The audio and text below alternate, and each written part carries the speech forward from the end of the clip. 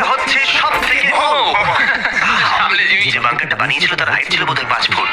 দাঁড়াও, তারিখ একবার ভেতরে হেঁটে এসো। আমার লাগছে ও যাবে না ভেতরে। তুমি বেটে ও মাই গড, এই জায়গাটা কি অসাধারণ। এই জায়গাটা তো বিশাল। এই জায়গাটা আমার ভাবনার থেকে অনেকটা বেশি বড়। দারুণ। মনেই হচ্ছে না বাঙ্কারের মধ্যে আছি। না আমার নর্মাল বাড়ি মনে হচ্ছে। এই বাঙ্কারটা এমন ভাবে ডিজাইন করা হয়েছে যে যদি তুমি এর ভেতরে থাকতে চাও আর সেটাও 1 যুগ ধরে, তুমি বাইরের জগৎ ভুলেই যাবে। এখানের বাইরের জগৎ কেমন দেখতে? মনে হচ্ছে যেন আমরা ঘুরতে এসেছি। জানলার বাইরে দেখো কত সুন্দর লাগছে। সত্যি মনে হচ্ছে আমরা $50 মিলিয়ন বাঙ্কারে আছি। কোকটা কেমন খেতে বলো তো?